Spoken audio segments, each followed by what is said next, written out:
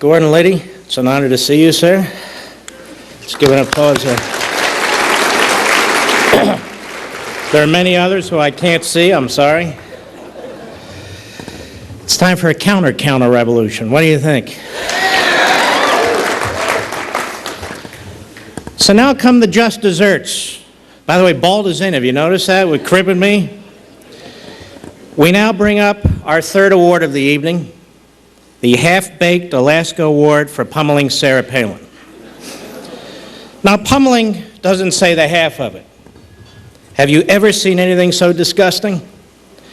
The way the media treated Governor Palin and her whole family, her beautiful family, the way they resented her, not only because she's smart and charismatic, but unlike Hillary Clinton, she fills out a pantsuit properly. Mark, why do you say those things? Because I want to. Isn't it fascinating? Britt Hume must be cringing. I'm sorry, Britt. Saw him in an airport once. I do listen to you, and off he went. Anyway. Isn't it fascinating how open-minded, affirmative action, diversity-loving, mainstream media declared open season on the first female nominee on a presidential ticket in a quarter century? One thing, though, the media showed their colors. Elitists, vicious, all pretense of objectivity gone.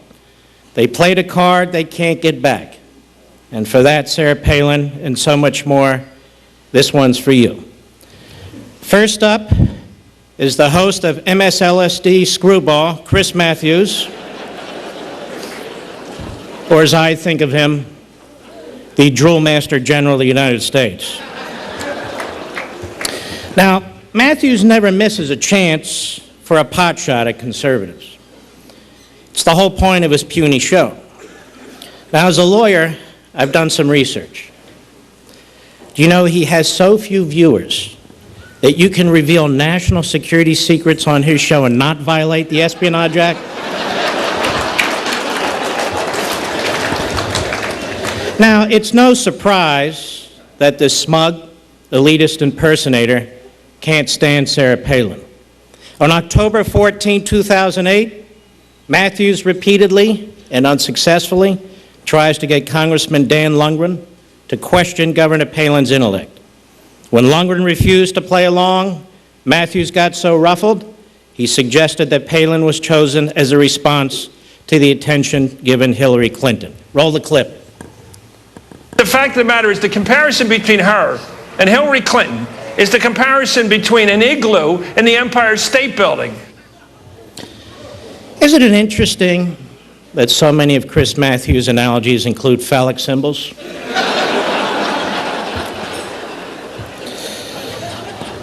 I actually had to clean that up, to tell you the...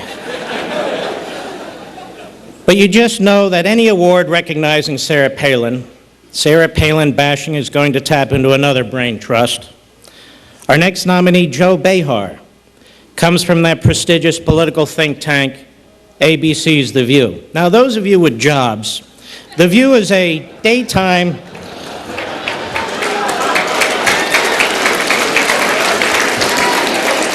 The View is a daytime panel of 4 aging yentas going up against one articulate young conservative. Joy Behar, your garden variety, conservative basher, Catholic basher, conspiracy nut, know-it-all, and all-around ray of sunshine.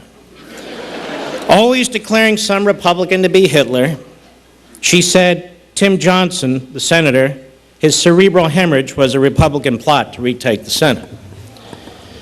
Now, on September 9, 2008, Behar hauled her rhino-like features over to the Larry King Show.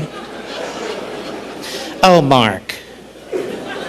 I can hear my wife. Oh, Mark. Naturally, she had opinions. I honestly don't know if my wife listens to my radio show or not, to be honest with you. Naturally, she had opinions on Sarah Palin. In this clip, Behar singles out the important thing voters really should consider about Governor Palin: her policy on Iraq, the economy, taxes, maybe her energy policies. Just watch what this brainiac thinks is the biggest issue facing the civilized world. You know, the one thing that I don't think anybody has said yet is that she's very mean to animals, this woman. Why does she have it in for these poor polar bear and the caribou, and she aerial kills wolves? That's a very mean thing to do. I think that that's an important point. Yes. There you have it. Wildlife conservation guidelines from a cackling hen from the West End of Manhattan, whose idea of wildlife is the horses giving tourist carriage rides on Park Avenue. Now, our next nominee is Newsweek's Howard Fineman. Newsweek. Ever heard of Newsweek? For you younger people, it's a magazine that was popular about 30 years ago. It's sort of like Pravda with photos. Now, it says a lot about you if you still read it. Tells me you're at the doctor's office a lot. Or sitting at the Jiffy Lube waiting for your oil change. I think I saw Isikoff out there somewhere, but except for you. On August 29, Fineman was on MSLSD's Countdown to No Ratings with Keith Overbyte. Just hours before, Sarah Palin had been named John McCain's running mate, so Fineman declared the matchup to be over.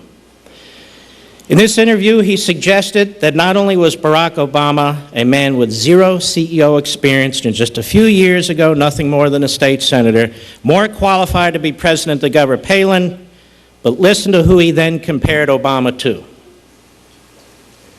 He's done it at great cost because the whole Republican convention was going to be the slogan, "He's not ready to lead," meaning Barack Obama. Well, Sarah Palin makes Barack Obama look like John Adams. I mean, it's no contest.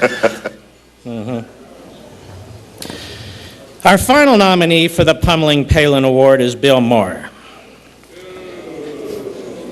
Oh, that's cool. All right. Now, every time I see that little troll, I think,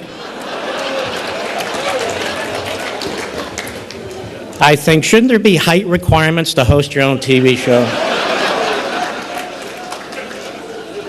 All I know is that the real time with Bill Maher is where Arianna Huffington goes to sound witty by comparison. You'd think after 30 years in this country, she'd know how to speak English. She's incoherent in 2 languages.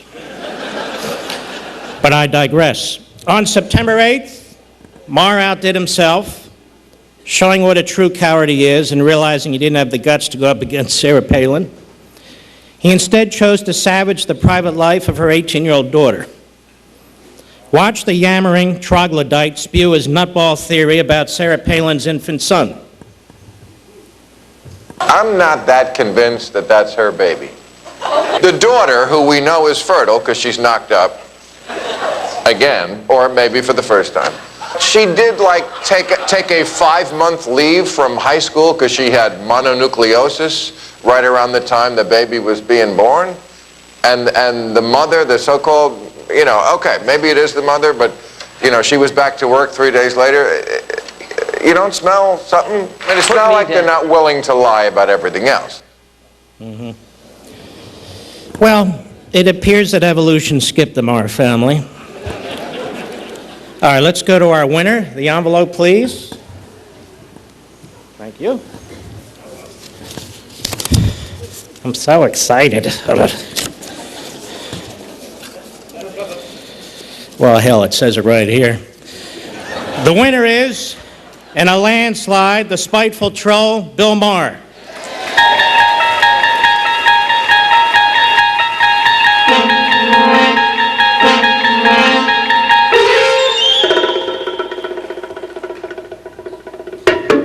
I'm not that